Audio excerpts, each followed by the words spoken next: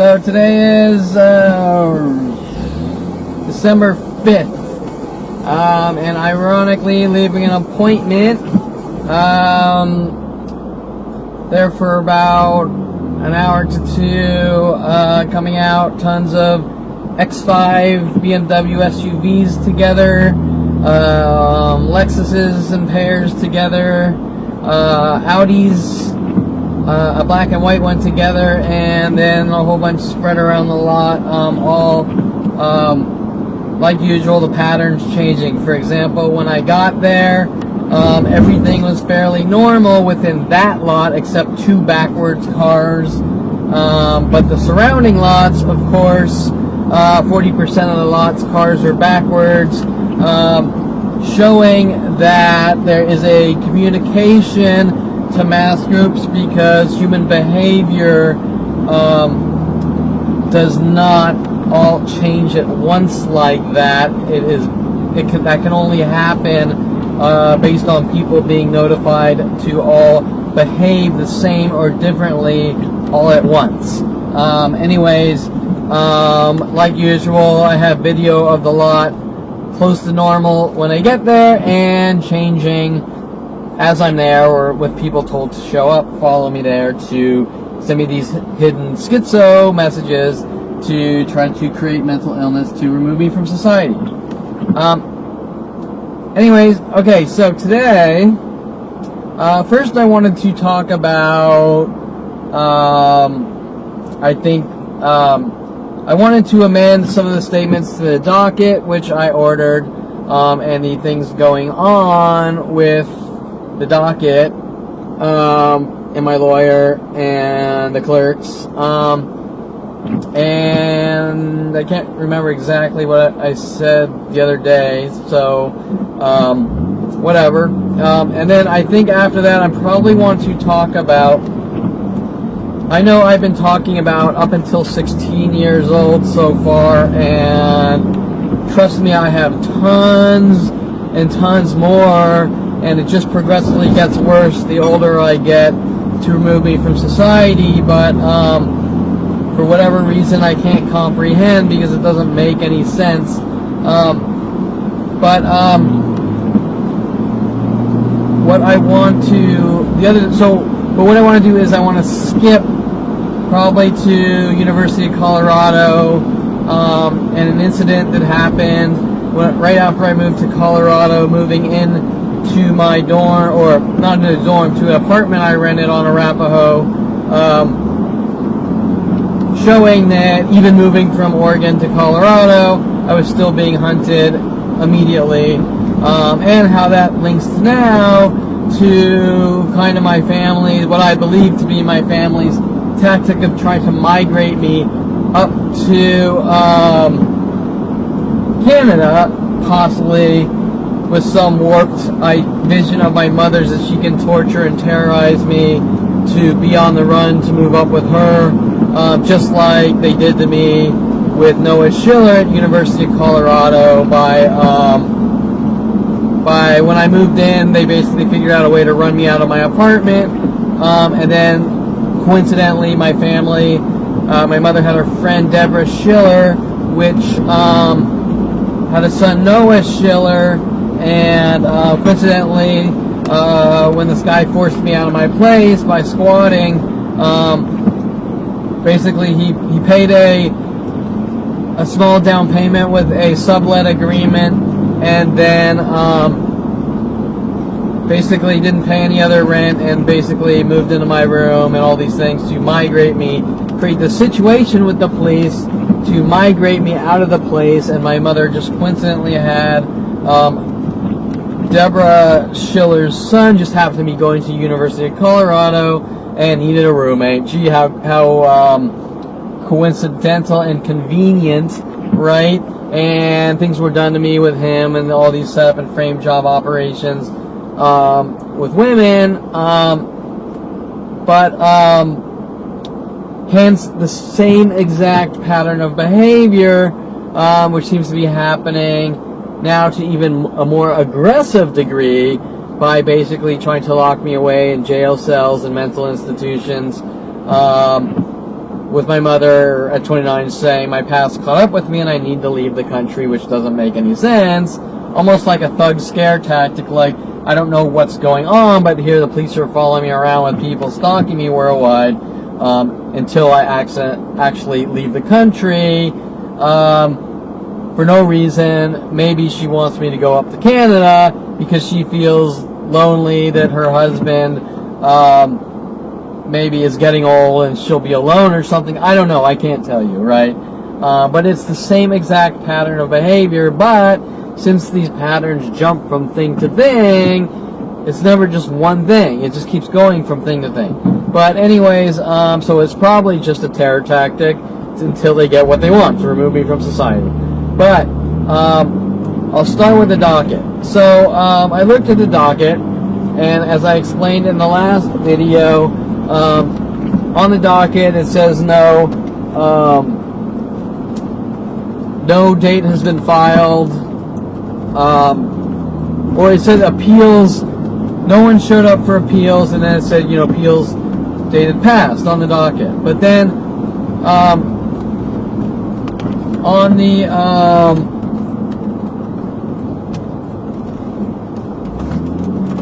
finally after like 6 months of my attorney Seymour, has this appeals been filed, what's the appeals number, this and that, he refused to give it to me over and over and over. Finally he gives me the appeals number yesterday after getting the docket, and it was filed, and appeals was filed on 5/23/2018, although ironically there's a whole story behind the 23 and the number 23 in the movie number 23, things they're putting in movies. I might have explained it in my last segment, I'm not sure. Hence why it was filed on that date, because the police don't like me knowing the types of things that they're doing, and they want to try to make me look crazy if I talk about it, and also as cover-up operations, get those he's crazy labels and lock me away and incarcerate me for life, in which I was told is blatantly obvious.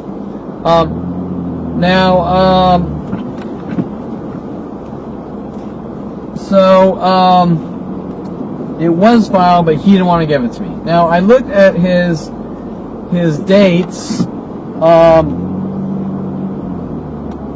or I should say his brief that he's supposed to file, and for some reason there's several extensions. There's like 3 or 4 extensions, right? So, showing that he seems to be prolonging the process. Why? That is a good question, because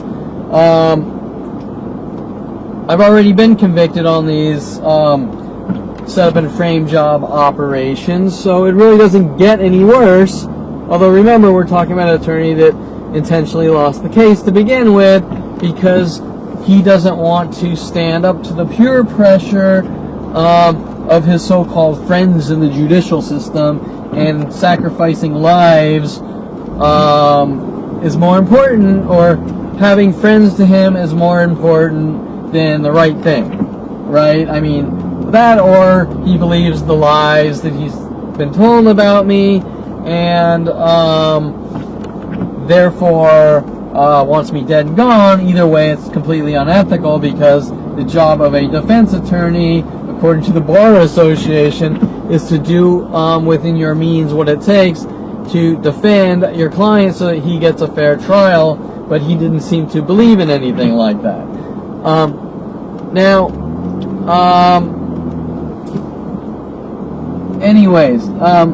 I mean, how does one make someone lose a case and stall on appeals is beyond me. Needless to say, as I explained, I got the docket the other day, and at the end of the docket, I explained it said Kevin wants to show up in court under his own, whatever, I can't remember the exact words, under my own defendant request to show up in court for something, right? Not the lawyer, the defendant, trying to make it look like I'm trying to represent myself. So I pulled up paperwork with the psychology, Psychology Today, and it specifically states,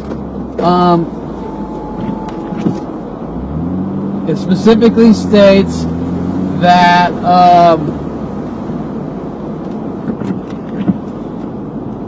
one of the ways that a judge can check someone into psychiatric, like a mental institution, is if someone tries to represent themselves in court, denying counsel, right? So, for example, if you're arrested, you are either given a defense attorney, or you hire your own, but the government must provide a defense attorney, right? Now, if you don't go get your own lawyer, or you don't take that defense attorney, the judge can say, well, like, you're crazy, or you're not fit because that's damaging to yourself, like that's harmful to yourself or others, right? So hence the reasoning the clerks put this in there, or who told them to. Well, I can't tell you that, but what I can tell you is that obviously one of the clerks went and put that in, being told to, or did it on their own. It's hard to say. Whether, it doesn't matter, it's beyond any level of illegal known to man, but that was put in there, and so obviously the reasoning is to try to make me look crazy like usual, to check me into a mental institution or lock me away in jail, which I'm glad I caught and is up on the front of my website. So if anything does happen to me, it's at least up there to show of what is actually going on and being done to my life, right? So let me think as far as the docket.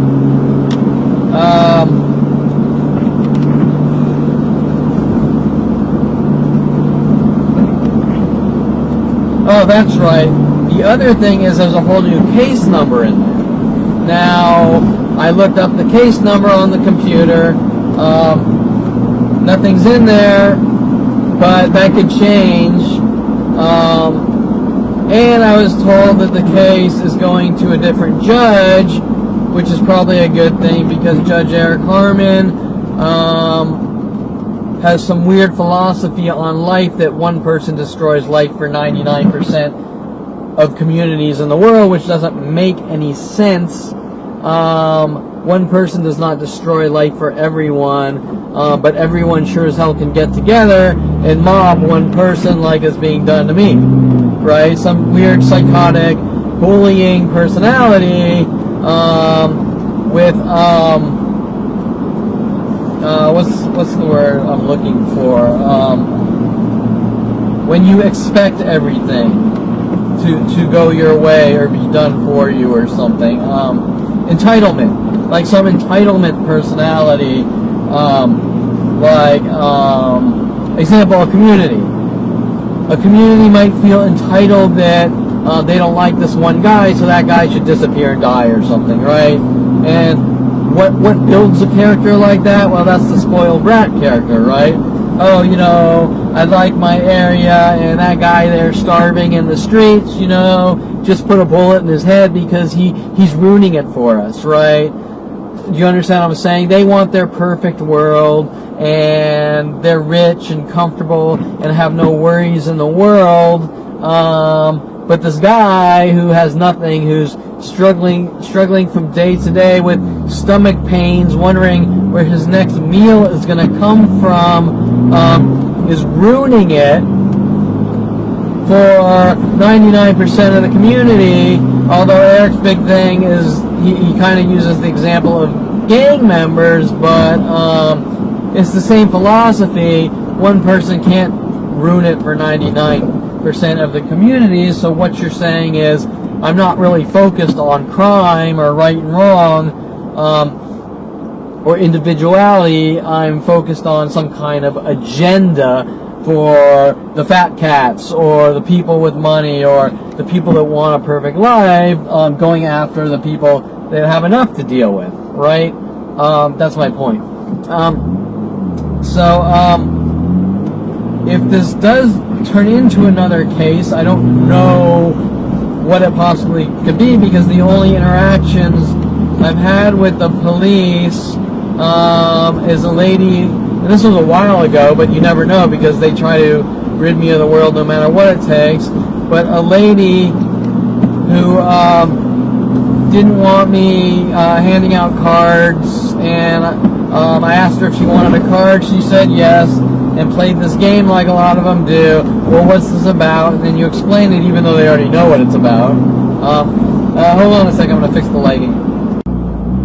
Okay, there we go. Much better. So, obviously they know what it's about when I start explaining the situation with the illegal police operations, those involved, the setups, the frame jobs, the endless threats to me. She gets mad, wanting to protect the corrupt police and what they did to my life, trying to force my card on me, screaming at me, throwing her body up against mine, and you name it. And so, right, and then of course it's I hit her, I did this. The same thing that's been done to me since 5 years old. And of course, reporting that to the police, but we all know that the police, on every turn my entire life, have turned everything around on me with this agenda since 5 years old to remove me from society. So I can't tell you if they just threw that case number in there to spook me, which doesn't pull anything up right now, or maybe, remember, their whole thing is to try to establish that Kevin is violent and continually violent, to get rid of me, because that's the only way they can do it, right? That's why people provoke me all day and night, because they want these reactions, to say, look, this guy's a crazy man, and he just goes out and attacks people over and over, right? Of course, they haven't yet got me to attack anyone in 46 years, but obviously that's not the way the police and government are going to state it, because they have an agenda, and me talking is not acceptable to them, even though I have the First Amendment, which states that I can talk to people for any reason, right? These people even have problems with me going to therapists and telling them. So anyways, which are supposed to be confidential conversations. So anyways, you know, or they might just throw up some weird random charges from nowhere. Who knows? Or it's just a scare tactic. I have no clue. But if that happens, that's going to have to go to trial as well.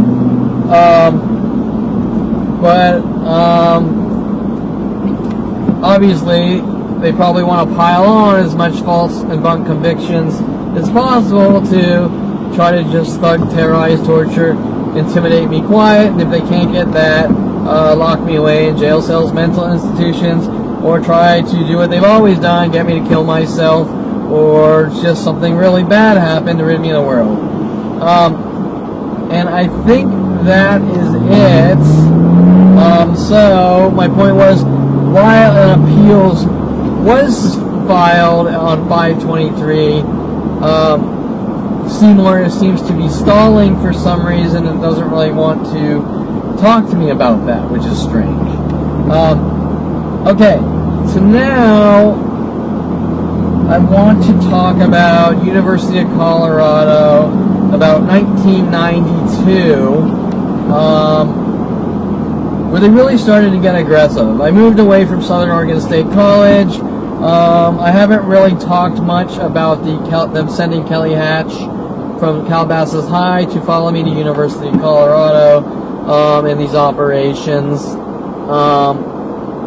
because I wanted to progressively and sequentially or linearly work my way from early childhood till present, but that is a lot of details. I mean, that could be a lot of talking, so I kind of wanted to slip a few of the newer things in, which is still pretty old. I mean, that's still 25 years ago or something. As things get progressively worse, or exponentially worse for me, and for you to understand the types of things they're doing, that they were doing in college, that they're still doing, but how they turn these things around and their motives. So after I transferred from Southern Oregon State College to University of Colorado, because Southern Oregon State College was in Ashland, Oregon, a small town of 5,000, a college maybe of 1,000, and it wasn't a bad school. I'm not going to say that, but I wanted something bigger, something more meaningful, something more solid. And University of Colorado on a resume sounds much better than Southern Oregon State College. Just as a lot of locals here, they go to Pierce College, which is what do you call it? Like a small city college, and then they transfer to like UCLA, right? It's a stepping stone, whatever. I did the same thing from Southern Oregon State to University of Colorado, although the first thing they did to me was say I'm either schizo or stalking my brother, because my brother had graduated from University of Colorado Boulder, right? And this is the types of things they do. They leave out all normality or common sense and take the information, turn it into complete fiction, and give it out to the entire planet to use against me. So my brother would have you believe with them that I'm following him, I'm stalking him, I'm a private investigator for going to the same school as him. How dare I? Well,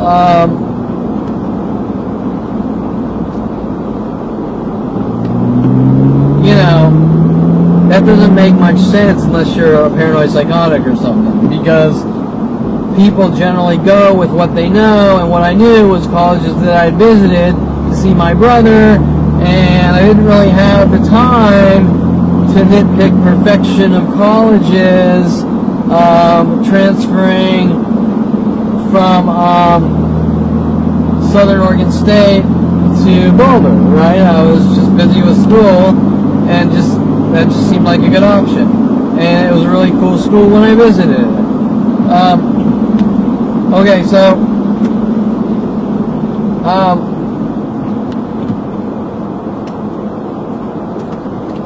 let's see. Okay, so I transfer up.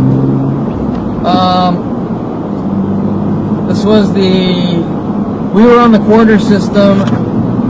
Wait, is it the quarter, or I think that's what it's called, like the quarter system on in Oregon, and the semester system in University of Colorado. I think I mentioned in one of these segments about the Spanish class where in order to transfer I needed 3 years of Spanish instead of 2 years of Spanish, and so that sort of threw in some difficulties,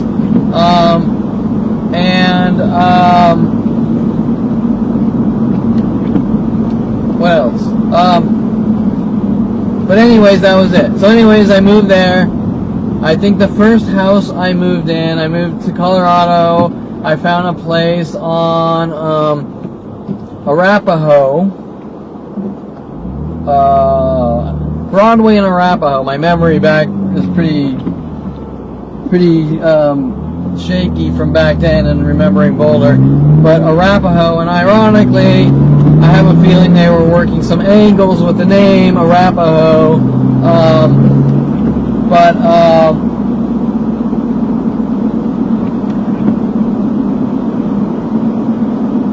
anyways, I move in with some roommates. Eric Feely was one, and Matt something, I don't know his last name. Now I move in and have no problem with them, like usual. You know, I'm a friendly person. They seem to think I was a little weird, because I remember at one point, Matt didn't like me listening to Camper Van Beethoven, which isn't the only thing I listen to, but he made some joking statement, sarcastic statement that is no big deal and is perfectly normal when it comes to human behavior. People joking around with you like, you know, what the fuck are you listening to? What is that shit? Right? Whatever. No big deal. Woo. And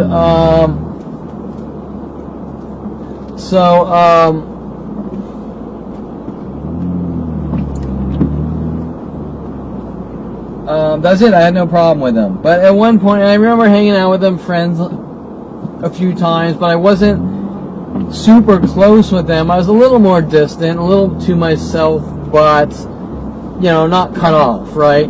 Nothing that should offend anyone, right? Like if I'm not kissing your ass, you should not get offended, or you shouldn't get offended. You should just go out and live your life. But this wasn't about some roommates that got offended, obviously, because of me not totally being into them, because that's what you call a stalker, right? Like, I don't owe you my life. If you don't like me, don't talk to me, and that's it, right? Stay away from me if you don't like me. It's that simple. So whatever. I mean, I never really thought anything about it. I never had any problems with Matt and Eric. But what they did is they seem to have been approached by the government, like everyone is, and with the psychology community. And I can remember a little background on Matt. I can't remember very well. I remember, I think Eric Feely was more of the frat, associated with the frats, and was always kind of, you know, like doing the speed and shit, or whatever, speed, the Valium, the acid, with that little frat group. And Matt was more of the stoner, like he's just constantly stoned, right? Now, I hold nothing to them, and once in a while I partook in some weed and shrooms or whatever, no big deal. They were a little more avid on the substances, whatever, to each their own. But that was that, right? And went out with them a few times, hung out. I don't think it took long before Eric Feely and Matt were contacted and told to figure out how to remove me from society, working with all these people. The one big setup I can remember, or frame job I can remember, is oh, and the other thing is, I want to say that, remember, my family are like overprotective crazies, so probably my mother sees me around some guy smoking weed, and it's the end-all be-all of crimes, because I'll give you an example. One girl they had spying on me on IRC named Christina Stalinsky, around 97, I told her I smoked some weed, and I told her this once, right? And from me saying I smoked some weed to Christina Stalinsky, went to I'm addicted, or not speed, sorry, marijuana. I smoked some marijuana, telling a girl in IRC I smoked marijuana once, which everyone does in college, let me tell you. Went to, he's a drug addict and he needs help, right? Okay, well, how does that happen, right? Think about the dynamics, okay? You have a friend, right? And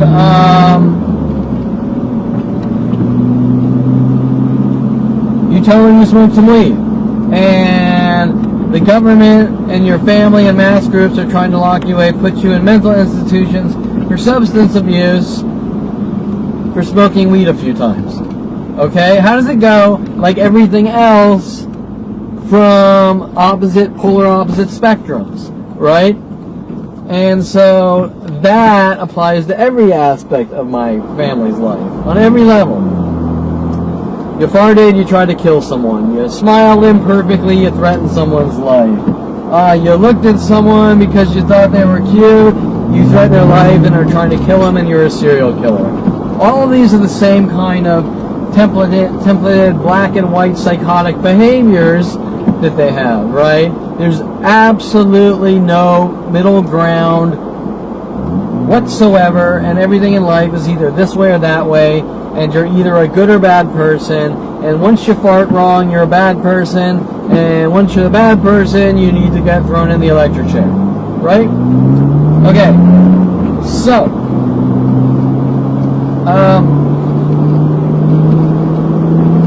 so finally at one point, and I can't tell you why they did this, because I can't tell you why they're doing any of this, which starts at 5 years old, to remove me from society. Maybe my family gets jollies watching them hook electrodes to people's heads and zap them to death. I mean, I don't know. We're talking about a father that put shock collar on his dog Rhoda. He probably got his jollies out of it. Who knows? Okay, so Eric Feely, and then they're calling me the bad seed. That's ironic. Okay, so Eric Feely decides, I think for the summer or something, that he is going to sublet his room to this guy, and this guy, he's not a student, he's like this stoner hippie that with no money, and he had long curly hair,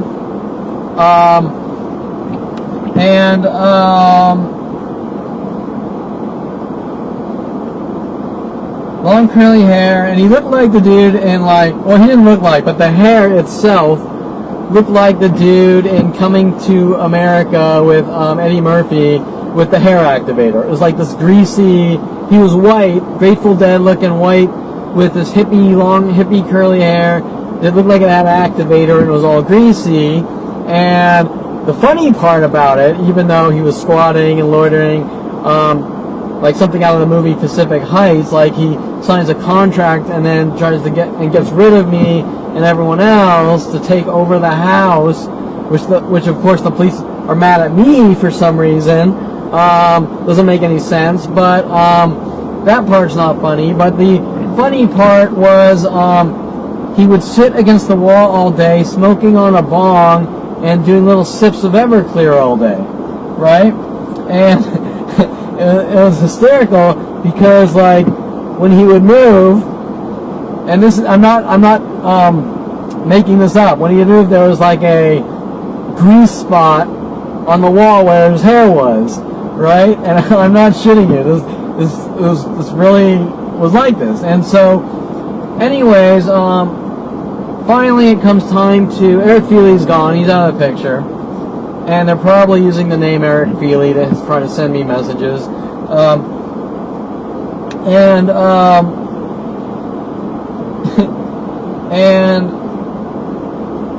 Oh, wait, I gotta go before this. Wait, hold on, sorry. I'm gonna come back to this. Okay, wait. Before this event, and this is important because it has to do with the Kevin hates gay people tactic. Now remember, I told you about 8 years old kissing a black girl and how the world's told that I'm angry, raged, white supremacist, right? Based on thin air. There's nothing I did mean or wrong. I just kissed a black girl. That is my crime. Okay, same thing applies here. I'm a white supremacist. I hate Asians because Jen Yang broke up with my brother and I stopped my brother from bashing Greg Wallace skull in with a crowbar.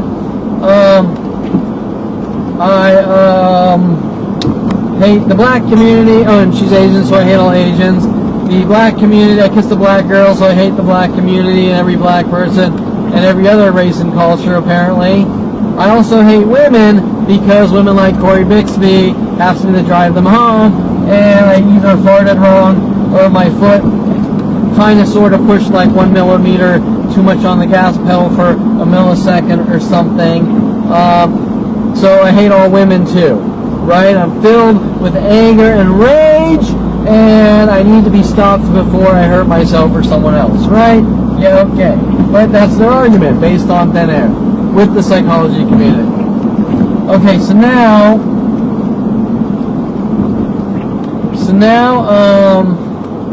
what they do is Eric and Matt have a gay guy come in. I don't remember the connection. I don't know where he came from. I think he came with Eric Feely, and I don't know. I have no clue. But I think Eric Feely brought him over, and I couldn't care less.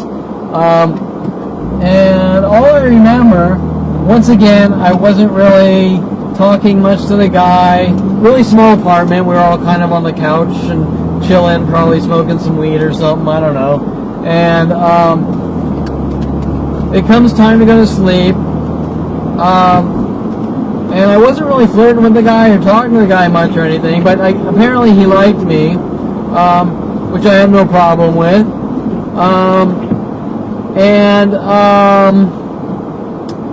So the gay guy, I go to sleep, it's late, although I'm not really that tired, because I'm kind of a nocturnal person, and the gay guy comes in and he says, "Can I sleep on your floor?" And I go, "Sure, whatever."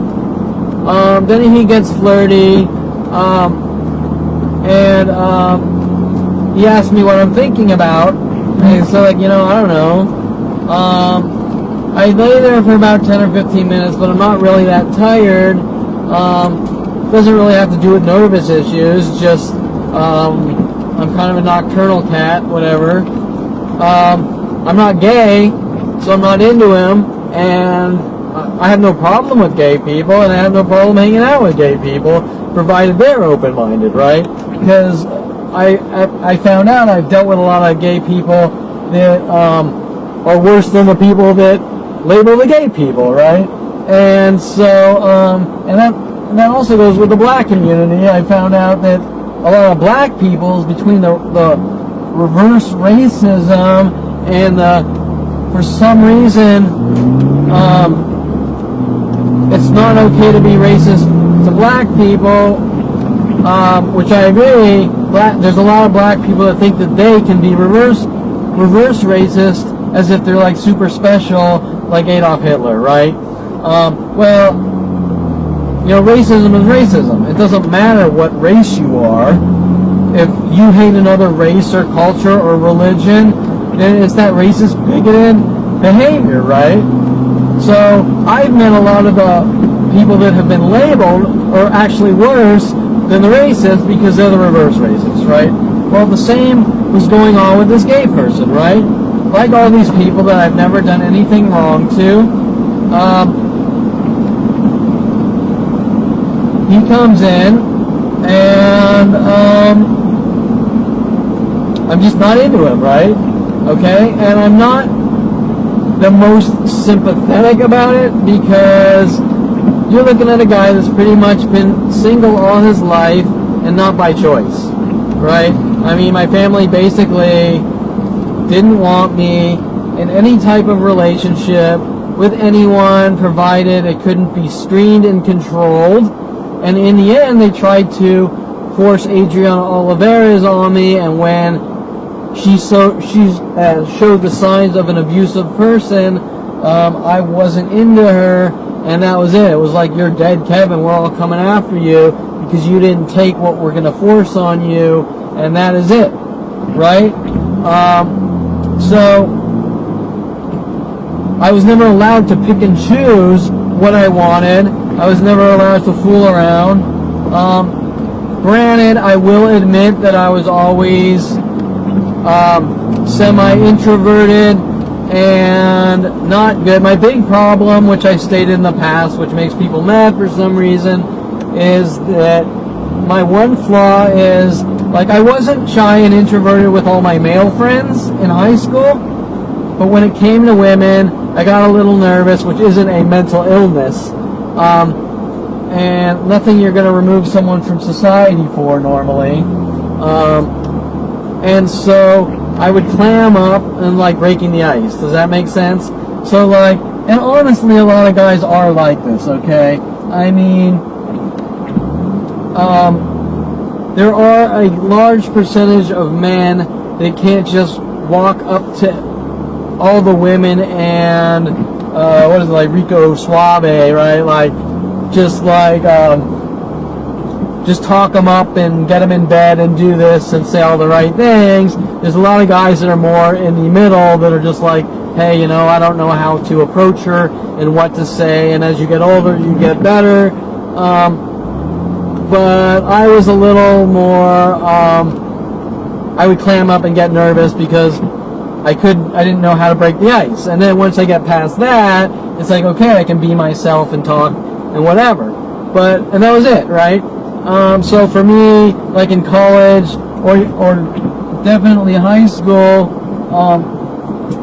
walking up to a girl and that I'd never talked to or knew and just start saying things to get to know them, I would just clam up, whatever. After 29 and the severe abuse, I got a lot better with that, but now I'm met with the inability to have a life because I have a worldwide campaign to put me in the ground, I found out. And you can't really have a life on any level with that. So anyways, but none of that has to do with mental illness or phobias or OCD or things like that. I mean, we're not talking like I look at a girl and I see germs on her face, right? Like, that would be OCD, right? You see germs and you throw her in the sink and start trying to wash her face or something freaky like that, right? That's the type of shit my family's spewing to the world. Okay, so anyways, I'm a little non-sensitive to the gay guy, but to be honest, that's usually how it is in college because people don't really sit there looking for all the sensitive ways to talk to someone they don't know, even if it's a boy-girl type of thing.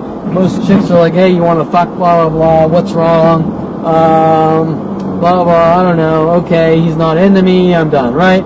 And so that's kind of how it normally is.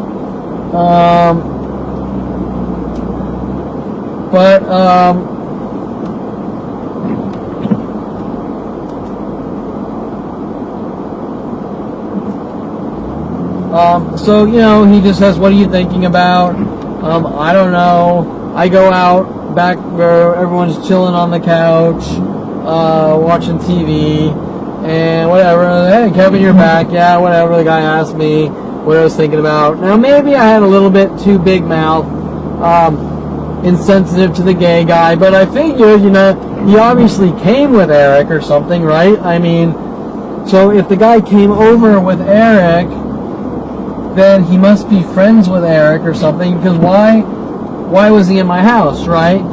Anyways, one of those people, I think, took it a little like, oh my god, the guy's gay, but they didn't really, I don't know, maybe they didn't know he was gay. I mean, I have no clue, whatever. But, as far as I know, nothing was done to the gay guy. Now, maybe the gay guy felt alienated, but that's a normal type of situation, right? I mean, that can also be with a guy and a girl. Girl goes in your room, you're not interested in her. She comes out, everyone goes, oh, I don't like that girl, she's a slut or something stupid like that. And that's kind of how college kids are, right? Now me, I never really said anything bad about him, right? I never like said, oh, he's gay. I mean, that's horrible. He needs to die or anything like that. I just like went out and said, oh my god, you know, the guy is flirting with me, and I was a little nervous because I was inexperienced, right? It had nothing to do with me being mean to anyone, and I didn't do anything mean, right? That's the point. Like Corey Bixby, the guy didn't get his way. And then was told when he didn't get his way, or more importantly, like Adrian Olivares, when he didn't get his way, it's hunt down and kill Kevin Perlman, right? I mean, look at the pattern of behavior here. Corey Bixby wants me to drive her home. Maybe she wanted me to ask her out. Maybe when she didn't get her way, it was like, you're a dead man with the government. Just freaky situations, right? But never any communication in between, right? So while granted I might be slow and missing the opportune moments, that's not a crime where people are removed from society, saying they hate women and they need to die, right? I mean, that happens every day of our lives, from person to person. Okay, so now, what is this situation with the gay guy? He comes in my room, he flirts with me, I'm not interested. I go out, more so a little nervous, and more so because I'm not really super tired and can't sleep anyways. It's a small apartment with a couple of college students that are half the time stoned, and maybe they made fun of the guy or something. I don't know. I can't tell you. But it's not the type of thing that the gay community now hunts you down worldwide. Now, to put things in perspective, at one point, let me try to think how many years later this is. At one point, my brother wants me to visit him in Florida. In Davie, Florida. So I must have been around 27. And Jen Pilchick, his wife, my sister-in-law, makes some comment about gay people, and I think it's called Lincoln Street. Now, remember that, I don't know if I talked about Mike Huntley and Lincoln Street in LA and Santa Monica, where he put our office close to, and wanting to buy a 1966 Lincoln Continental to hint about the 300E Mercedes that my father put the bullet hole in the car, pinning on me to try to send me hidden messages about hate rage and supposedly trying to kill or scare my father, which never happened. And it was my father with the LAPD doing these frame job operations. Hence Mike Huntley, the Lincoln Continentals, Lincoln Street, hinting about JFK and things like this, trying to coerce me into coerced false confessions. So Jen Pilchick says, watch out for all the gay guys on Lincoln Street. I think it's Lincoln Street. By Fort Lauderdale, I think. Or no, by South Beach. Right? Lincoln, I can't remember. It's been so long since I've been out there. It's like a big mall street where everyone hangs out, especially on weekends. Kind of like 4th Street Promenade or whatever out here in Santa Monica. Or is it 3rd Street Promenade? I don't know. So right after she tells me this is the little paranoia part they do. Right after she tells me this, I go down. My father had a little house on South Beach, a little like condo in like a skyrise in South Beach, which was kind of cool. If I wasn't dealing with all this in my life back then, I probably would have maybe been more social and hung out there more and things like that. Actually, this might have been after 29, around 33 or 34 or something. I'm not sure. Needless to say, going to Lincoln Street Mall or whatever it's called, I'm walking down Lincoln Street and a gay guy comes running out of a bar, starts flirting with me, where you live, let's go to your place. I am completely not fazed by it. I am completely not offended by it. I am completely friendly and a little flirty and nice to the guy, and I tell him, look, I'm not gay. If you were a chick, totally, I have nothing against you asking me. Now I'm over. Remember, now I'm more like 33 or 34 as opposed to early 20s, right? and less inexperienced, or less experienced. So whatever. And I handle myself very friendly, and I tell him I'm not gay, and I make sure he's not upset about it. I let him grab onto me and hold me or whatever, showing I'm not homophobic, and that's that. Now, why were they doing that?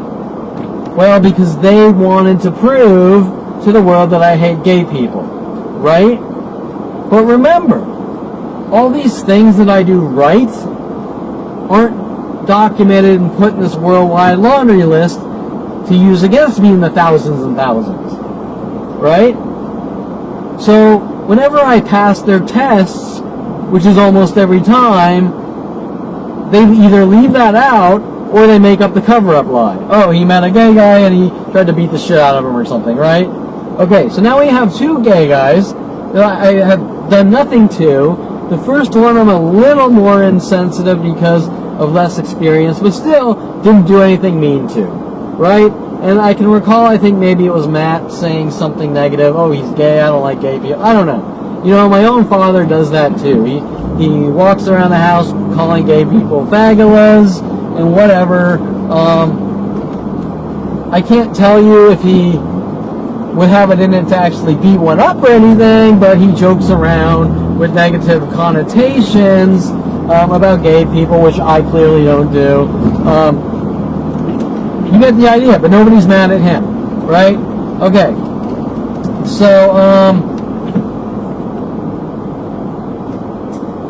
So you get the idea.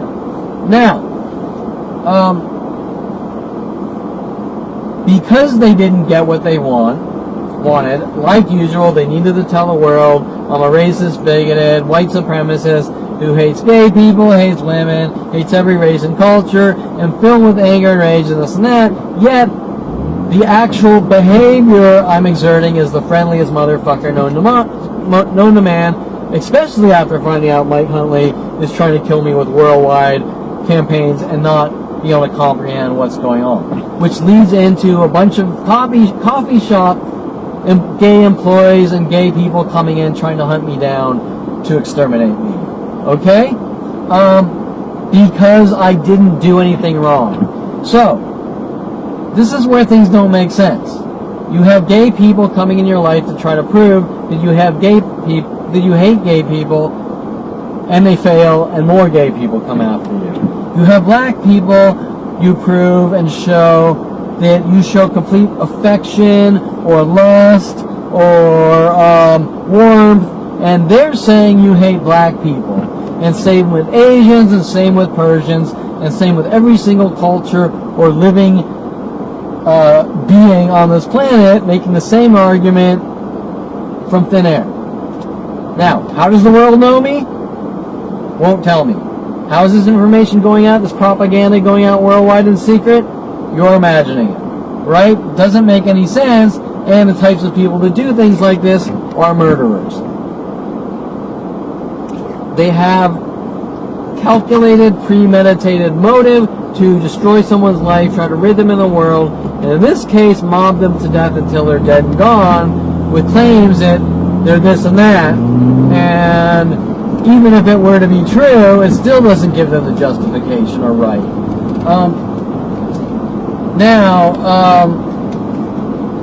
And there actually are people that hate gay people or can't understand gay people or hate women, and there's a lot of gay people that hate women for that matter.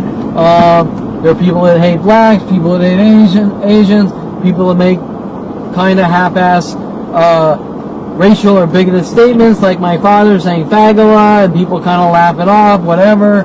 Even a lot of times the gay people laugh it off. Just like when Tom Farley was around me, he would always say, he'd use the term Jew. I'm Jewish, and Tom Farley would say, oh, you know, this guy tried to lower the price on me and Jew me, right? Well, I couldn't give a shit that Tom Farley said that, and I'm Jewish, right? Showing that I'm the one who is grounded because I have no insecurity about it, right? Now,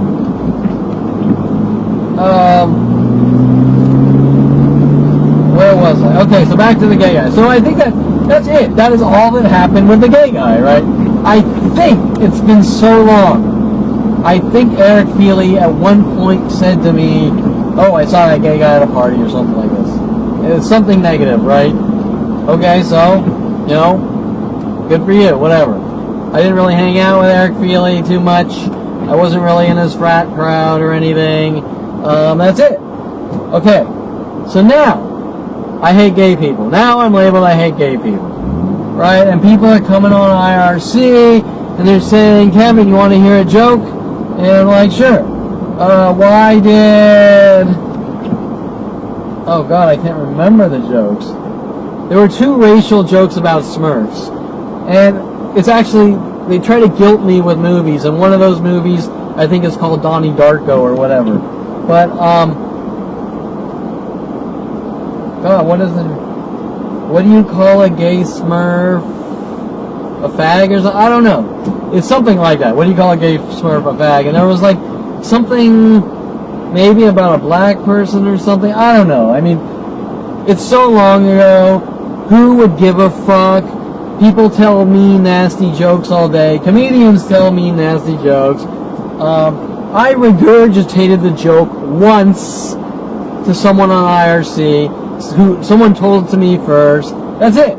Okay, after that, they're kind of like, we have our proof to disseminate to the world that this guy is a horrible, mean, racist, bigoted person, asshole that needs to die.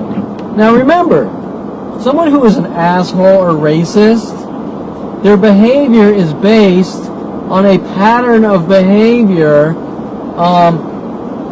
that is consistent, right? Example, if you are manic or you suffer from depression, that is different than if you broke up with a girl and you were sad for a month, right? Because everyone exerts human emotion.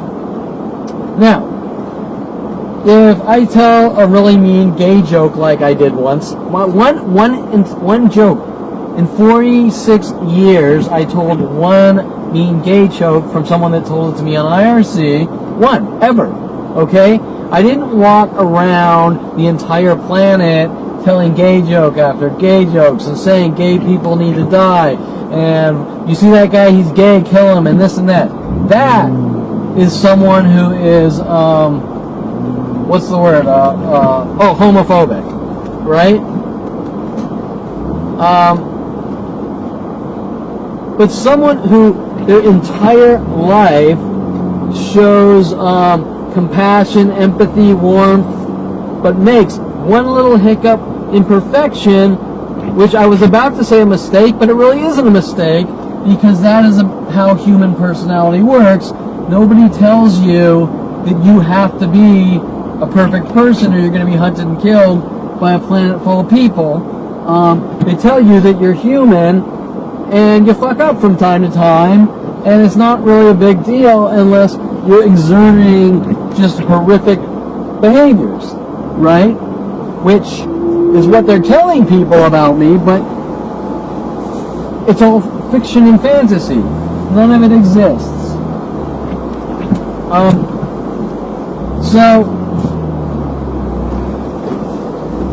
So my point is that when you're talking about the life of Kevin Perlman, you're talking about a life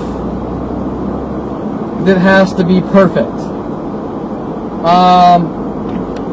If you blink your eye wrong, you're hunted by billions of government dollars and worldwide support. Do you understand what I'm saying? And nobody would normally tell you that. Okay, so that's it. I have no interesting, dramatic story about this gay guy. Like laser guns came out and we had sword fights defying gravity or anything like this. Okay, the situation, the amount of drama, the amount the amount of drama you can squeeze out of that situation is like trying to squeeze Gatorade out of a rock. It just can't happen, right? There's nothing there like all the other situations. Okay, so now the government steps in with this Grateful Dead hippie dude, right, which I started to talk about. But obviously the government was already stepping in because that was the setup attempt, right, or the frame job.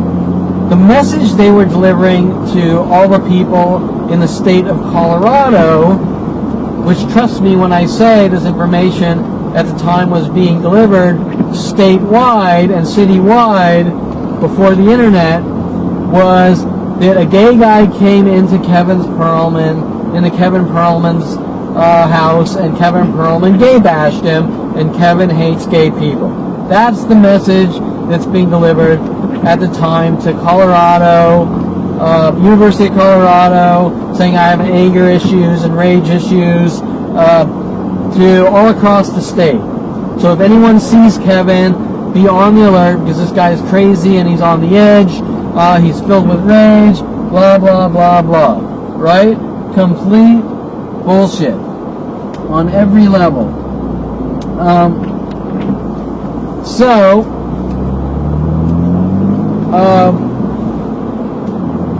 That being said, they're setting the stage. Does that make sense? I moved to Colorado. We set the stage. Kevin hates gay people. Everyone, Kevin hates gay people. Everyone, hunt down and help us. Remove Kevin. Rabbit. Damn it. Almost hit a rabbit. Someone would have been happy. Okay, so someone would have been happy because they could use it against me, right? Okay, so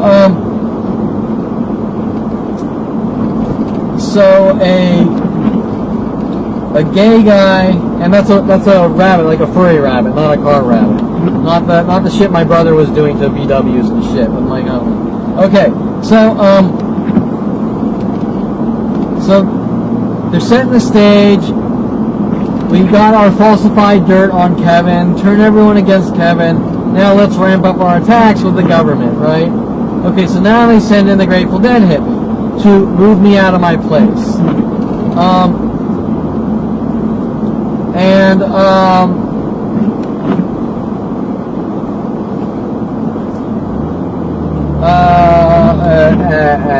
Where was I in the gay person? So I was talking about his hair. So he had the activator hair, like Coming to America. All he would do, this guy was like just a stoned piece of human meat. He would smoke weed, sip on Everclear, didn't pay any rent except for a small down payment on the contract, and that was it. And after a few months of not paying rent, me and Matt got pissed, and we said, enough's enough. This guy is not paying rent, and we gotta tell the landlord. These are rented college places. I mean, these aren't. And eventually tell the police, but all the police said was, there's nothing we can do, which is true because he's protected. Whatever. There's certain laws for people that live in houses, and the way you can get rid of him. The guy knew the system, right? The guy knew how to work it. So, and the law states that you can't just throw someone out. There's a certain time period, right? So if someone's renting your place, you can't say you gotta leave. You gotta say you have to leave within like 2 or 3 months or something like that, right? I don't know the exact time frame. I'm not in the real estate or renting properties. So he was just milking it, right? He moves and he milks it.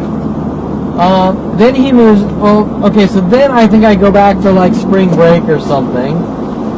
And when I come back a week later, he's moved into my room and kicked me out of my room. Now, there was all this weirdness with Matt, I remember, and his friends telling me things like, we tried to pick the lock with a knife, and we called the cops, and this and that. But I think the reason he was talking all weird like that was to hint about knives, because I told you about the steak knife incident, and Eric Christensen at University or Southern Oregon State trying to get those coerced false confessions from my brother running around every week, saying I tried to kill him and I tried to kill him for driving fast with him in my car, and every lie known to man to rid me of the world, just crying wolf. And so they were working all these angles on me that I wasn't really picking up on.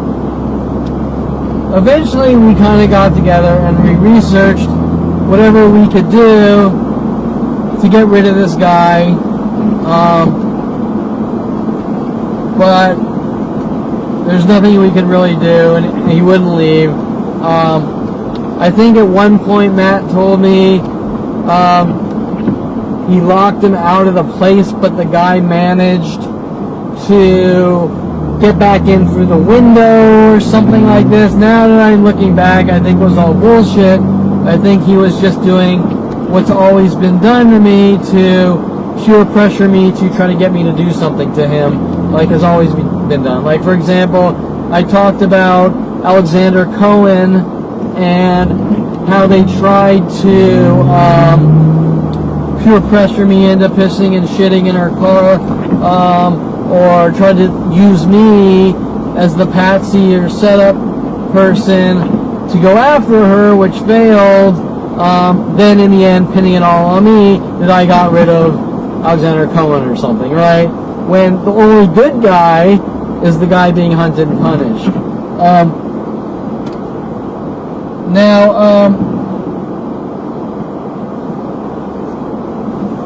Hold on, I gotta do a U-turn here, so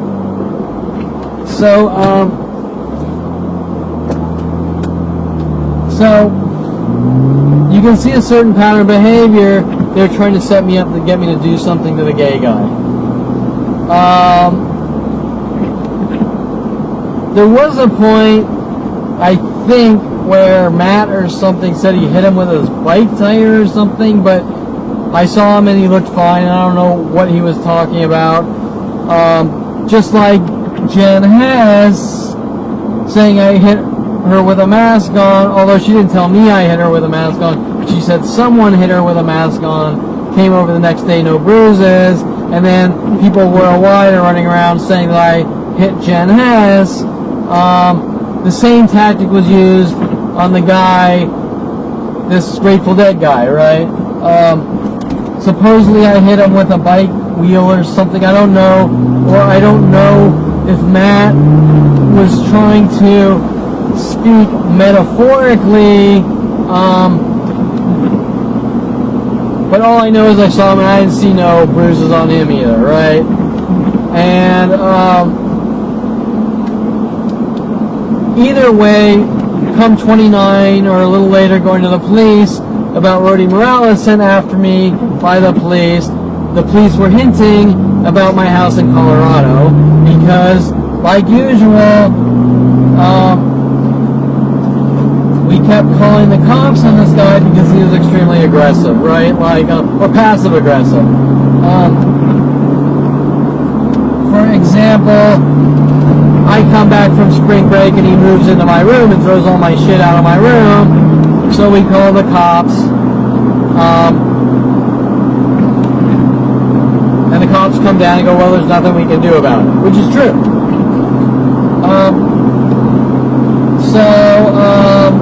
Because he's protected about by those real estate or those property laws, and he knew this when he was squatting and signed that agreement.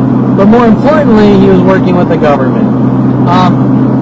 Okay, so the question that you need to ask, which I was asking at around 33 or 34, watching worldwide groups kill me with Mike Huntley's death threats, and going to the police about Rody Morales and Mike Huntley and watching these mass groups kill me,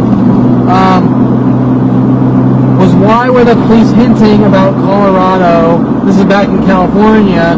Why were the police hinting about Colorado and the guy they sent in my house? Is if I did something to the guy who they sent in my house, right? Once again, turning situations around on me, on their setup operations. Okay? But remember, these are California police, and how the fuck do they know about Colorado? Right? You understand what I'm saying? And they're using it as leverage. Like, oh, we're going to investigate you and we're watching you because of Colorado. And I'm thinking, wait, they're going to investigate me and follow me because they sent some guy in my place to squat, and in the end, I had to move out. So he actually won, right? So what's the crime? There is no crime, right? Guy came in, he milked the system, he kicked me out of my house. He didn't pay any rent or apartment, whatever, rented apartment. He didn't pay any rent. And the cops are mad at me 30 years later saying, you know what you did, we're going to rid you of the world. But like usual, there's no specifics, just you know what you did or you did something and you're a dead man. So that is all I can think of. Some dude that was told by the government to take over my property and kick me out. Okay, but now this is the key. Right at this point, talking to my mother, she just happens to know someone, her friend named Deborah Schiller, and Deborah just happens to have a son, Noah Schiller, living in Boulder, Colorado, going to Boulder. How convenient, right? You know, if someone wants to spy on someone or get information or keep tabs, what a great way to do it, right? Now, keep in mind that every roommate I've ever had was told to keep tabs on me. Example, first roommate in Southern Oregon State College was contacted, told to work on me with the police and my family and keep tabs on everything I do and act as my jailer. Same with moving back to California, my roommate, Jeff Siegel, which I went to University of Colorado with. Then it was Tom Barley who was told to move in with me. Me thinking all these people were trustworthy people, turned out they had ulterior motives. Okay, so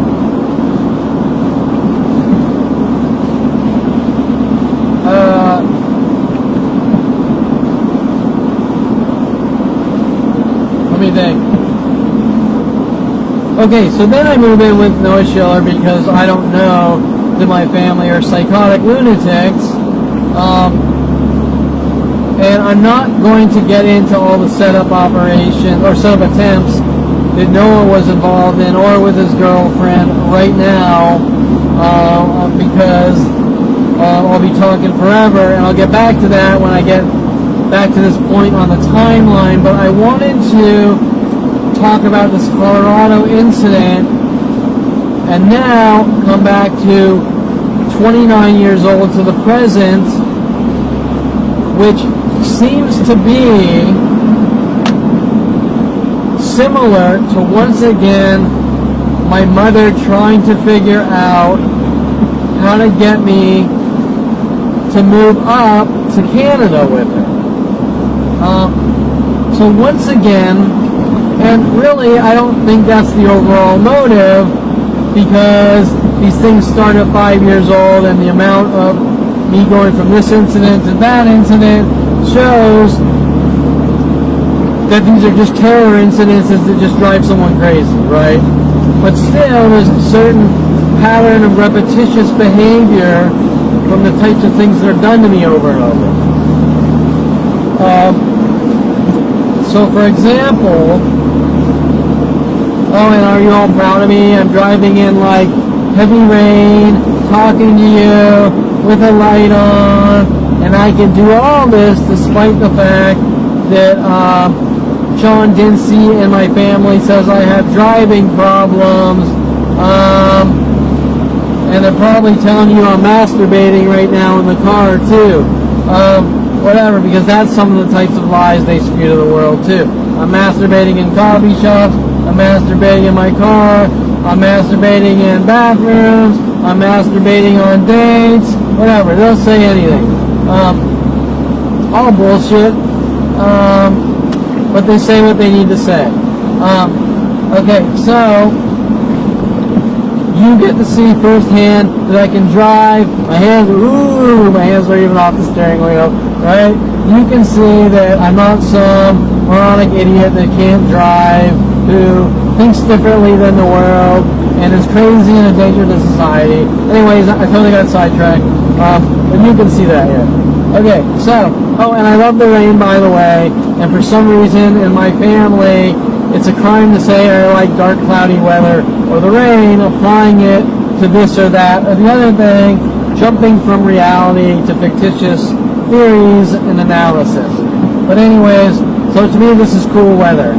And actually, one of the reasons I like the dreary weather and rain is because it's like fireplace weather and you can like curl up in front of a fireplace and things like this. But whatever. And then if you have a chick, it's even better, right? But anyways, they turn it into some crazy insanity like everything else. Okay, so we come 29. I'm starting to find out all these things are going on. Rody Morales, without getting into the details, we'll get into all this later, with the LAPD, is sent after me, take me to strip clubs. Absolutely nothing happens except Kevin's being hunted and killed by mass groups, like usual.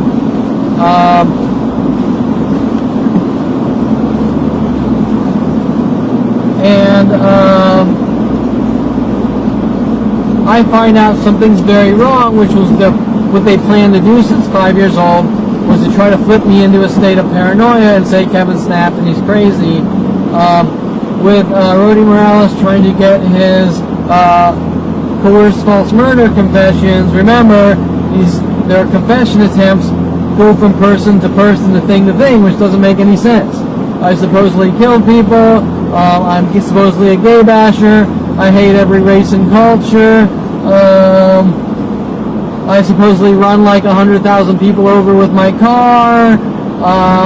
I'm hypnotizing and brainwashing people with my wonderful art. Yeah, okay, sure. My art is also supposedly confessions to murders and crimes I'm going to commit. Yeah, okay, sure. You name it, right? Now here we have me finding out that something's very wrong. We got Rody Morales wants his murder confession. Bentley, the stripper at Foreplay, says I'll get mine. I'm noticing worldwide people in an angry rage want me dead. My mother on the phone says my past caught up with me, hinting that I need to leave the country. Well, why does she want me to leave the country? What's the relevance or significance? I don't know. It's hard to really know without anyone telling you. They're just sort of planting seeds to manipulate, right? Well, is it because she's hinting that I supposedly made Alexandra Cohen leave the country? Yeah, bullshit. I explained that in some of the earlier segments of the Alexandra Cohen, my father's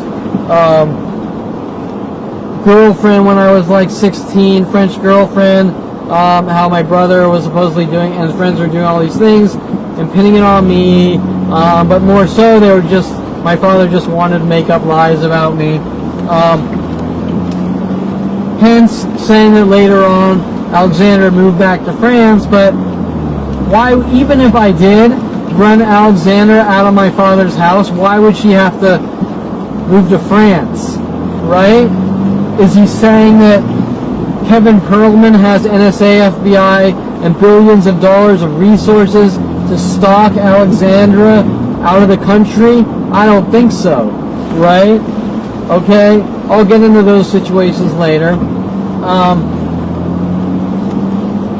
So now my mother's planting the seed that I need to leave the country and telling me my past caught up. But remember, as I explained before, won't say anything specific, right?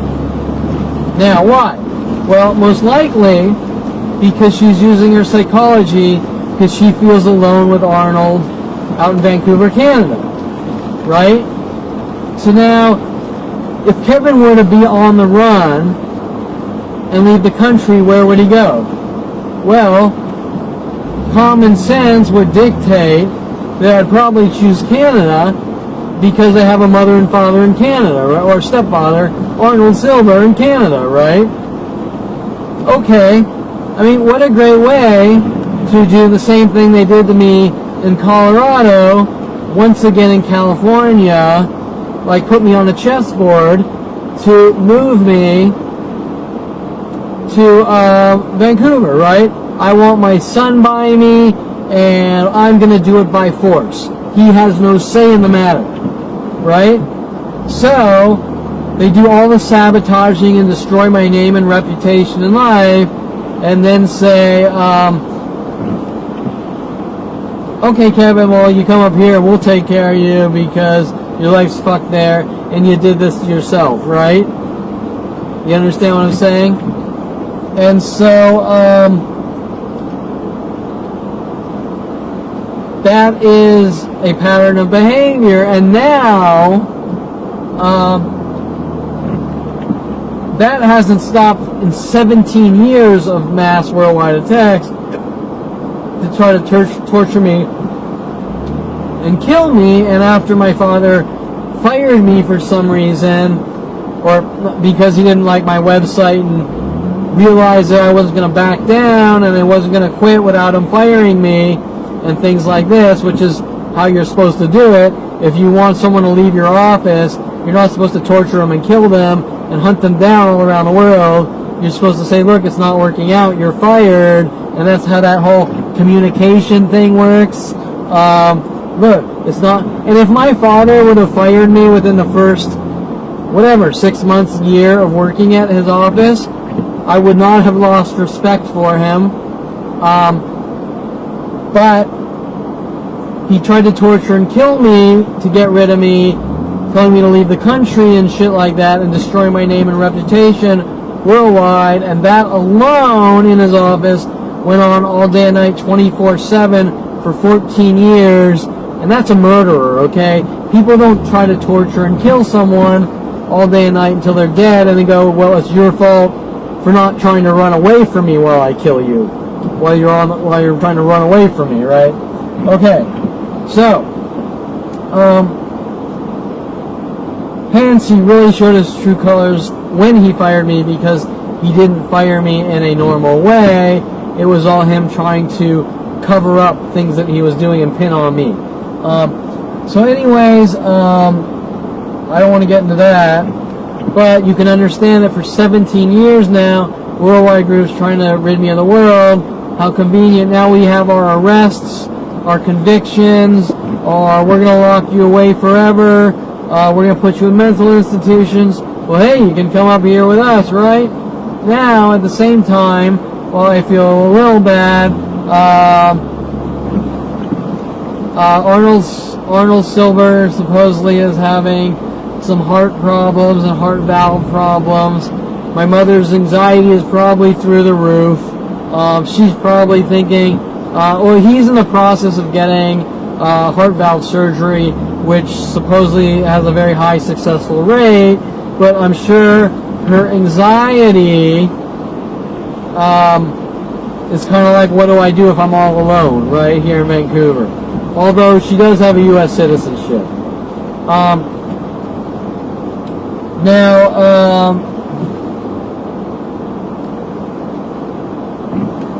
I see that pattern emerging with a lawyer throwing in the towel or intentionally getting convictions, telling me I'm going to be incarcerated for life. We got the appeals he refuses to submit the paperwork for my appeals. Why? Doesn't make any sense. None of it makes any sense. Everyone's being paid off by my family who spy on me. For example, at 29, running out of gas on PCH, I get a call from my stepfather, Arnold Silver, in Canada. And the end of the conversation is, just don't run out of gas, letting me know that they're watching me with worldwide surveillance, right? You get the idea. And now here it is at the end, we're going to rid you of the world no matter what, with little hints, you better go on the run, your mother could be all alone, yada yada yada. And it seems very similar to the I'm going to migrate you out of each place, right? I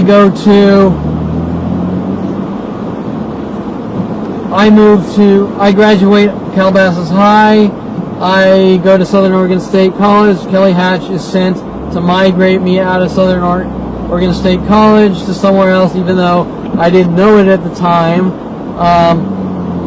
I'm then in Colorado. My family, sabotages meeting people and roommates on my own, and then migrates me with Noah Schiller to keep tabs on me and try to set me up and frame me, all in the name of control or remove me from society. I moved back to California. Rody Morales says, let's go to strip clubs. And they do all these endless frame jobs to make it look like I'm stalking strippers. I'm supposedly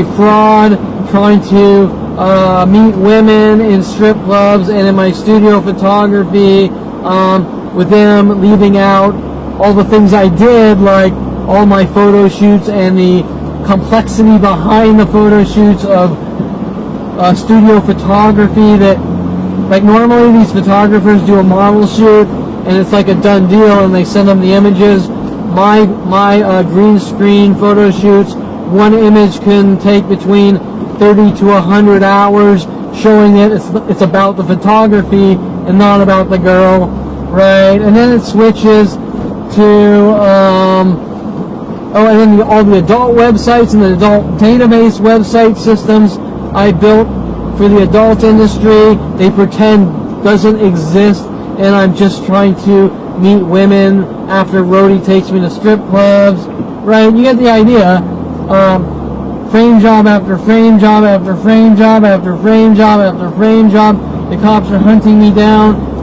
My mother's saying, your past caught up with you. My father's saying, I know what I did. My mother's hinting I need to leave the country with her psychological manipulations.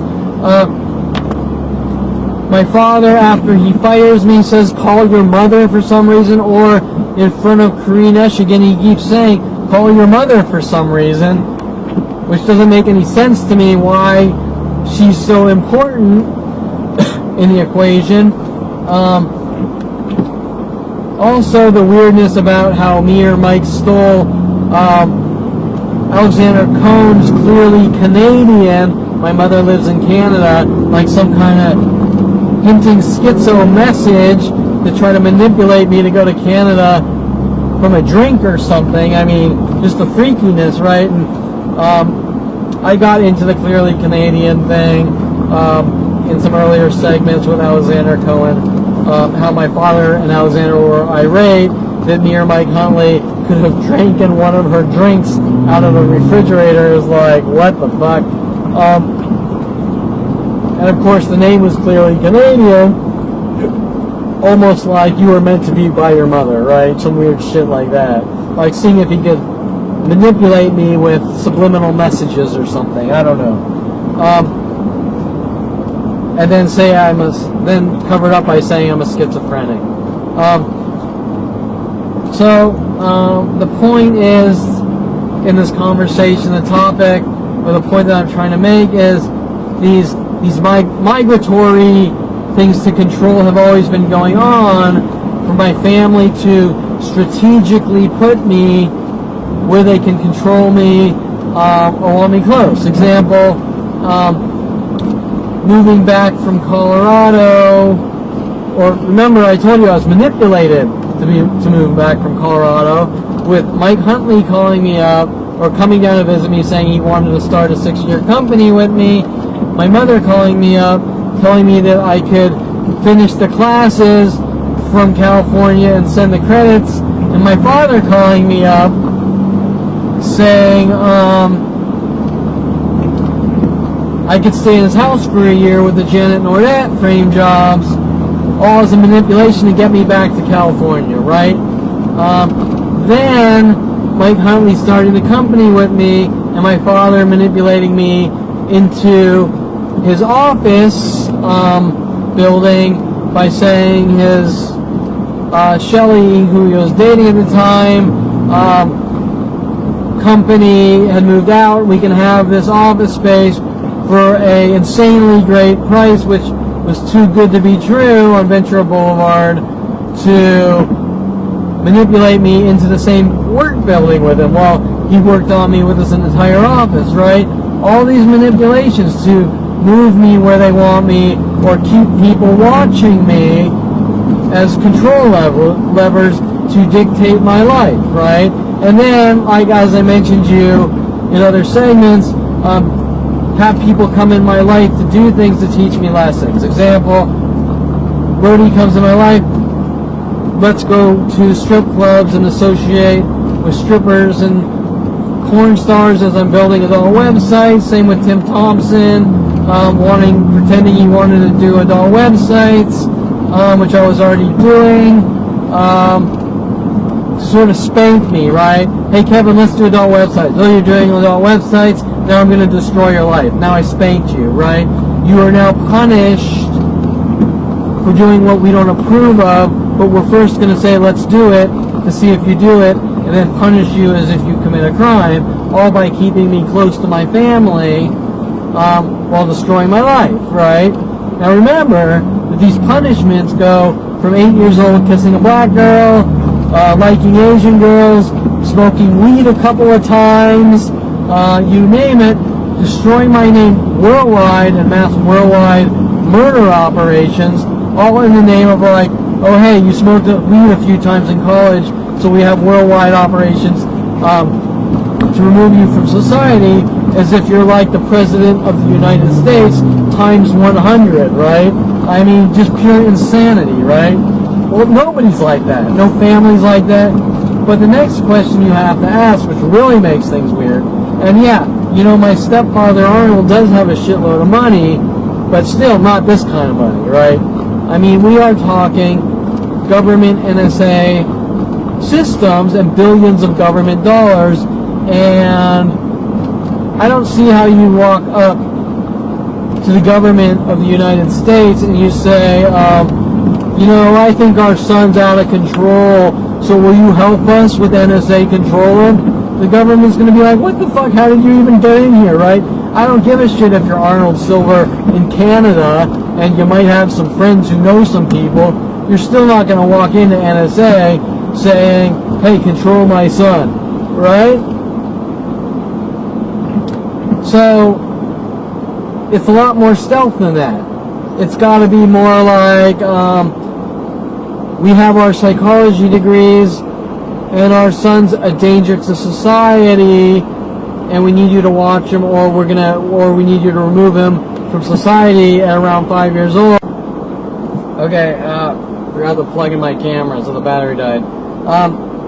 So anyways, where was I? I was saying that, you know, that's where things really get weird, is all these freaky things are going on, like I'm going to migrate here, I'm going to migrate you there, now you committed all these crimes, people are following around all day and night with 100,000 to 1 million attacks per day worldwide, which doesn't make any sense, and, you know, it's hard for me to believe that all these people just want what's best for me to live with my mother up in Canada. Seems a little strange.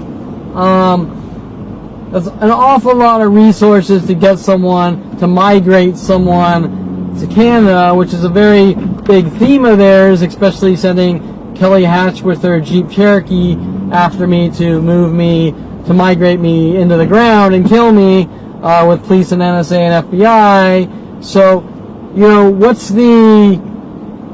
While you're looking at these endless situations, one sequentially after the next, to create endless anxiety, drama, pain, aggravation, torture. What is it really about? Well, the bigger picture is really about, I think, just the government saying, we don't trust this guy and we don't want him to exist. It's that simple. Pre-crime, right? You know, like my joking shirt, right? It's kind of like, how can we remove this guy from society, starting at 5 years old, just like Adolf Hitler did to the inferior race, as he called it.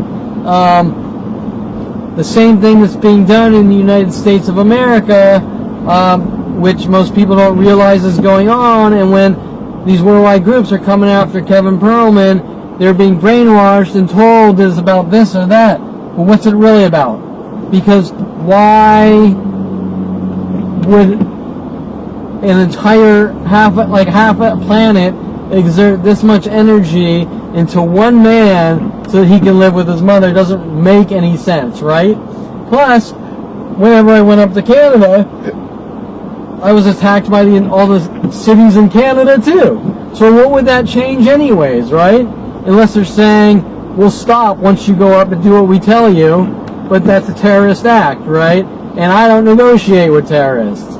So, if my fate is being locked away for the crime of not doing what I'm told to do, which the Constitution tells me I don't have to and I shouldn't have to, and the police and government are supposed to protect me in these situations, normally, then that is my fate, which will suck, but my life is already pretty shitty anyways.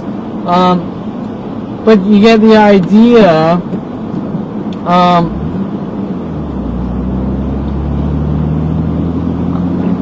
Anyways, you get the idea that it's like all the other things. It seems pretty kind of too simple with the billions of dollars, government dollars exerted to move someone by their mother, right? But that tactic of migrating me out of each and every place, now that tactic has been going on my entire life. Why? I don't know. We had like Navid when I didn't even get into Navid. Navid is around Hidden Hills, around,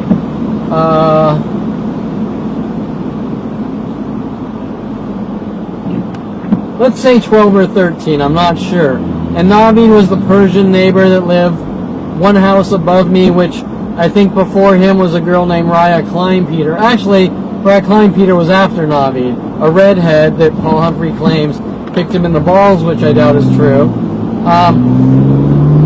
Which I have stories about my sociology class and Mike Huntley about that.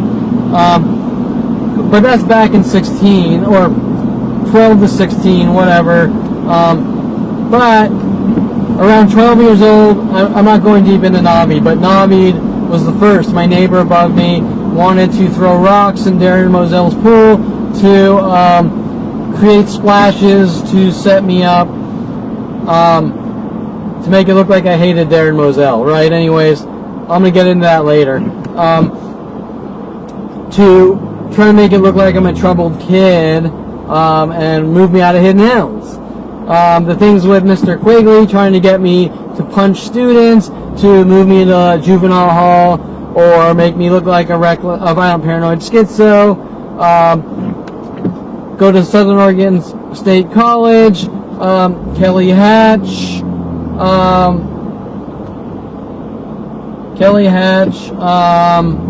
sent after me to follow me from Calabasas High to Southern Oregon State to make it look like I'm stalking her and move me out of Oregon.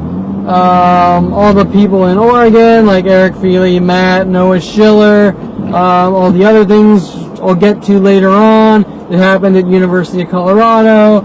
The teachers contacted, like Nick, the photography teacher, Jim Johnson, my computer imaging teacher, the art department writing teacher, trying to make me look crazy or hypersensitive. You name it, I will talk about all those things later on. The point I wanted to... Oh, and then coming back to California, and you have to leave the country. right? So here's a kid, every single place he's ever lived, he has to leave for no reason at all. He's accused of every crime known to man for no reason at all, and then you got to leave the country. Although probably if I left the country, because I've had endless communication with people worldwide through my programming, like thousands and thousands of programmers in India, Russia, Philippines, Germany, frickin' Zimbabwe, I don't know, Australia, all knew me and were taking turns in anger and rage. So you couldn't move out of the country. And anyways, and so what's the motive, right? And so if I moved to Canada, what would change anyways? Nothing. I would just be by my mother with people trying to kill me, right? And she would just lie to my face like you're imagining it. Okay, so what is it really about? Well, it seems to be about extermination. That's what it seems to be about. You know, they create these smoke screens to make it look like one thing, but it's really about something else, right? Creating like enough anxiety to kill a field of cows, and saying you have a problem with anxiety isn't about helping anxiety, and people following you around in the billions, sending you reference messages to try to turn you into a schizophrenic isn't to help schizophrenics, right? They're all pretty much self-fulfilling prophecies if that's what you thought you were doing, but this isn't one crazy lunatic. This is a mass worldwide conspiracy. It's not about anything like addiction, because this is really about creating addiction and inflicting pain and things like that. So, you know, what is it about? Well, it all seems to stem from extermination. We don't trust you. We don't know who you are. You seem different to us because you think for yourself, and we don't like people that think for themselves in such a way that we think in the future maybe could expose something illegal that the government's doing. Hence what I stumbled upon at 29. But you get the idea, right? This is a very complex situation. I'm sure someone could walk up to me and explain it in such a way that it made sense if they wanted to, or at least closer to make sense if they wanted to. But I have a feeling the truth is so disturbing, up on par with what I've just told you, which is it's pretty much an extermination operation. Kind of like putting a dog down, right? You know, you get that dog and it bites someone and it's a nasty dog, and they put the dog down, and my theory is kind of like now remember, one of their labels is that I'm full of anger and rage and I'm a violent paranoid schizo, which isn't true, but my guess is that because they think they saw this side of me from like in 4th or 3rd grade, biting that guy's hand, which I explain is a very soft, non-damaging bite, like dumbing someone on a hand, 0 damage. They labeled me like a dog and decided they wanted to kill me like a dog, hence the references like the movie Jupiter Ascending, how he tore someone's throat out, right? Trying to create apple and orange situations.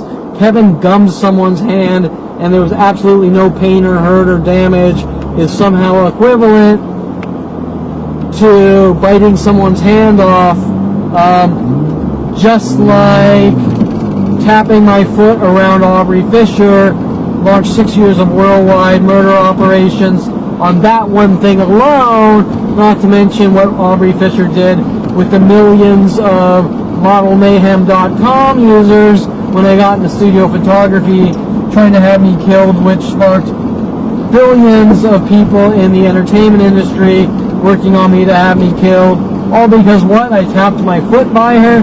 Doesn't really, or is on the same level of gumming someone's hand. Once again, we're back to the, this makes no sense, but,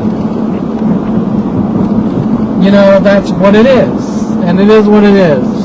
I was born, they wanted me dead, this is happening, it's pretty much unexplainable, and that is it. And the more I found out, and the more I started talking to people, the more they wanted me dead, because they didn't want that can of worms opened up to the mass crime spree of destroying what's now 46 years of a man's life based on government paranoia and psychotic behaviors with a paranoid psychotic family, right? Now, obviously,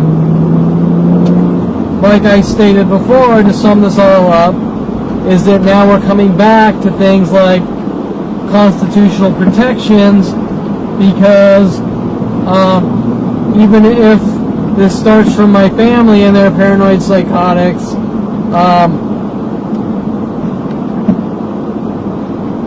why would the government help paranoid psychotics hunt down and kill someone? Right? That's the point. Right? You got some crazy family with psychology degrees, and I think my son's this or that, and the government says, okay, we're gonna do these things to this person.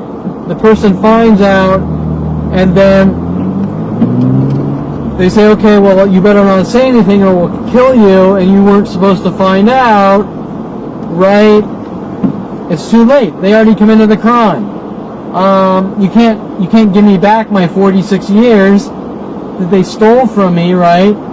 Okay, so, but they don't want the truth coming out, because how does the government look, right? Just like Edward Snowden coming forward and exposing what's really going on in our government, they don't want that coming out. They don't want it coming to light. So, what that means is we're talking about constitutional violations. Hey, if a family can walk up to the government and go, we think our son's crazy, and do all these things, that bypasses your constitutional protections. Where do you draw the line? Anyone can say anything. Remember that. A girl can say a guy raped her. This guy can say she stole my car. This person, without an investigation, facts, logic, convictions, it's all pointless, right? That's the entire reasoning behind the Constitution of the United States of America, is to keep us safe, so that we're not back in Germany in 1940, right? Now here we are, it's 2018. This is my life. I'm 46 years old. I was born in 1972. In 1972 or 1977, same time around the movie Wizards, or Shaggy DA, or whatever, the shit hits the fan on Kevin Perlman's life with psychological labels that the government says we're taking away his constitutional rights, way before the Patriot Act, by the way, and FISA, and we're going to rid this guy of the world for no reason. Some harmless 5-year-old kid. I mean, was fire coming out of my mouth with red eyes? Is there something I'm missing here? Right? Did I build an atomic bomb and blow up 100,000 people in a football stadium at 5 years old? I can't tell you, because obviously I didn't. So it must be the opposite end of the spectrum. I didn't breastfeed correctly. I left the dinner table without permission. I blinked my eyes wrong. I farted wrong. I smoked some weed in college.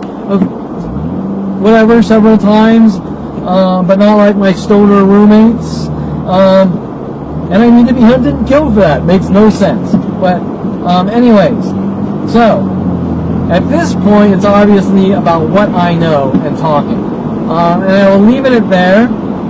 I think this is about probably an hour and a half. It's not too long like the others, but that was kind of some important factual data about my life that they're trying to turn around on me and make it look like I'm the bad seed and have done all these horrible things. And so the whole thing about me homophobic or hating black people or white supremacists is actually the opposite end of the spectrum of who I am, and that's all for control reasons. We don't want you dating anyone out of the Jewish community, right? So in order to do that, we tell everyone you're a white supremacist, but we want to keep you close to us and give you who we want to give you, right? But then you have the underlying factor of the worldwide murder operations, which all comes down to what allegiance do all these random strangers all across the planet have with my family. Well, you could say they believe the lies and propaganda, which is normal, but the problem I have with that is there's no middle ground. Example, let's say a cop pulls over a black guy, and I think it was like the town of Ferguson, it happens all the time, whatever. Cop pulls over a black guy, shoots him for no reason, right? Now normally you have split opinion, right? You have people saying, I think the guy did something to the cop, and you have groups of people saying, those cops are racist. Well, in Kevin Perlman's life, there's no people coming forward directly anyways in a direct sentence, or very rarely saying this is atrocious, this cannot happen again, this is unacceptable, I can't believe that people are believing the bullshit they keep changing on a weekly basis, right? You get where I'm coming from? So anyways, I think I'll leave it like that.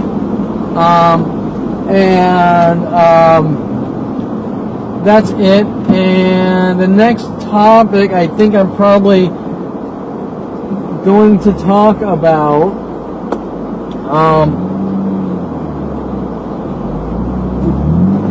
is what was it? The next topic. Oh, that's right. I think the next topic I'm probably going to talk about is the psychology behind these operations and the danger to themselves or others leverage tactic within my family, the psychology community.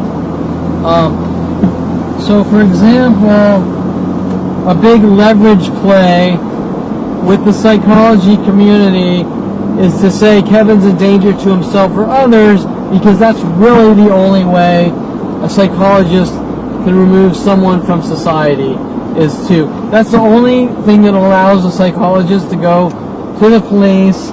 Remember, my family all have psychology degrees, is to say, I think this person is a danger to himself or others, and someone or himself is in immediate danger. Hence, psychologists working with police with these falsified claims, as well as my family with using their psychology degrees as weapons, right? So that is a very big topic, and I think that is what I'm probably going to talk about on my next segment. So anyways, till then.